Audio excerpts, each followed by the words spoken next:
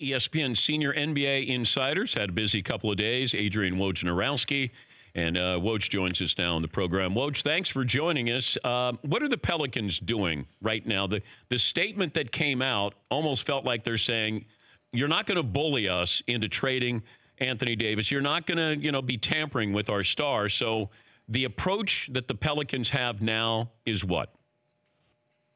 Hey, Dan, somewhat defiant. Now, they know they're going to have to move Anthony Davis, and I think they're resigned to the fact that if it's not here at the trade deadline, it'll be during this offseason. I don't think they have an appetite to try to bring him back next season for the final year of his deal. I think they know the best possible package they can get for him is when he still has a full year left on his deal. Right now, between now and the trade deadline next Thursday, they're going to see what kinds of offers come in, and they're going to need to be bowled over to do a deal here in the short term because they would like ultimately to get the best possible package for him, and that probably includes needing to have the Celtics part of the bidding, and the Celtics can't be part of the bidding until we get closer to July 1.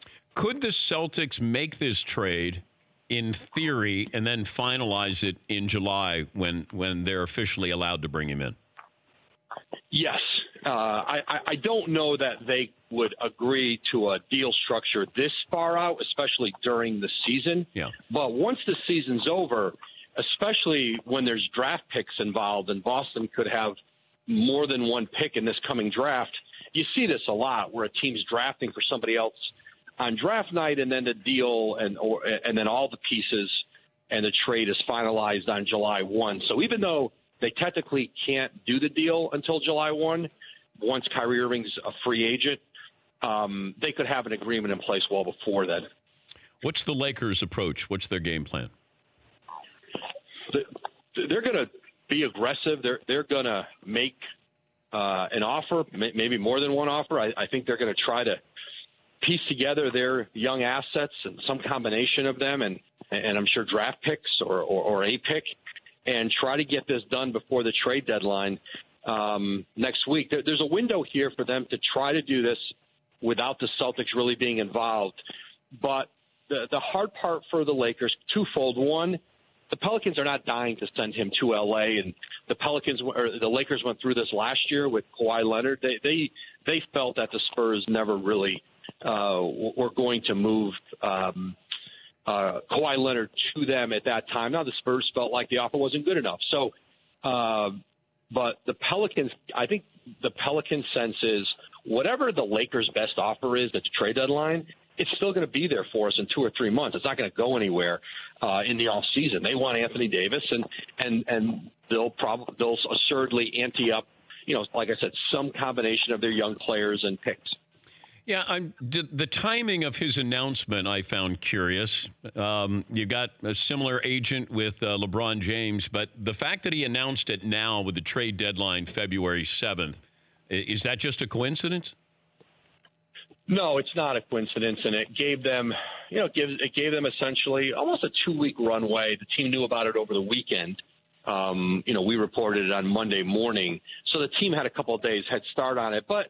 That being said, I think this didn't blindside the Pelicans. I think they felt resigned to the fact that this was coming at some point. So it wasn't like they hadn't been thinking about this. But now it opens it up, and it gives the rest of the league a chance to get aggressive and make their best offers and see if there is something they can do between now and next week. But there's no question for Anthony Davis. It gives him a window here to have an opportunity to try to get to the Lakers during this season. I still think that may be more unlikely than likely. And we're talking to Adrian Wojnarowski, ESPN senior NBA insider. For some reason, and I don't know why, it feels like the Knicks are going to be a landing spot for a couple of people in the offseason. And I wonder if Anthony Davis would consider the Knicks if you have that high draft pick, maybe the number 1 pick overall. Porzingis back. Does Kyrie Irving maybe want to play in New York? Does anybody care about bringing back the Garden, to prominence here? Yeah, listen, I think it's a conversation among some free agents. I think Anthony Davis is open to the idea. Now, they had said yesterday, Rich Paul and his statement to me was, we want to play for a championship contender. We want a team, that, is going to be very good going forward. The Knicks are a ways away from that. And there's no question. And in terms of a trade possibility with New York, Porzingis doesn't fit, I think, for New Orleans because he's up for his rookie extension, or he was up for his rookie extension. Didn't agree with the Knicks, and so now he could essentially take a qualifying offer and become a free agent the following year. I don't know that.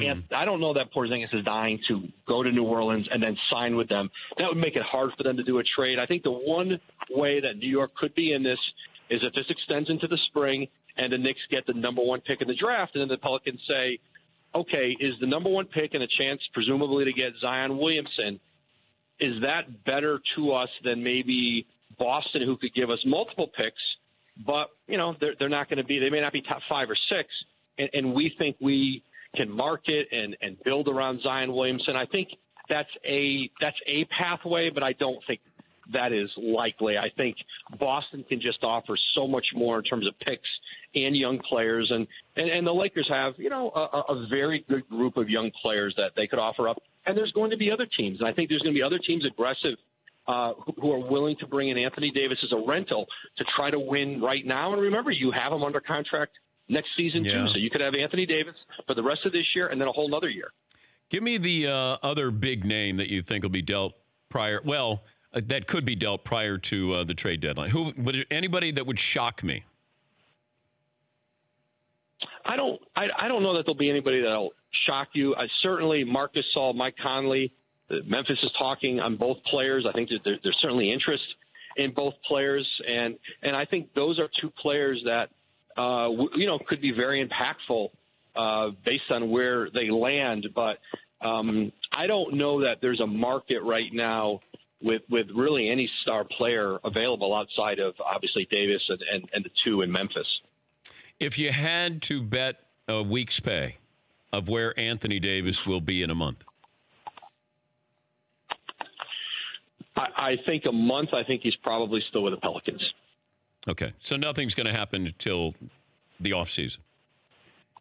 I think that's the more likely scenario. But listen, I've covered this. You've covered this stuff, Dan. It can change, and there could be some bidding, some bidding war that gets going between now and the trade deadline that makes sense for the Pelicans, and they may just want this thing to be over and move on. Part of it sometimes is ownership's appetite for the stress it puts on an organization over a few months span. So you always have to take that into account too. Woj, thank you for your time. I know you're busy. We appreciate it. Thank you, Dan. That's Adrian Wojnarowski, ESPN senior NBA insider. For more Dan Patrick Show, tune to Audience Channel 239 on DirecTV or download the Dan Patrick Show app.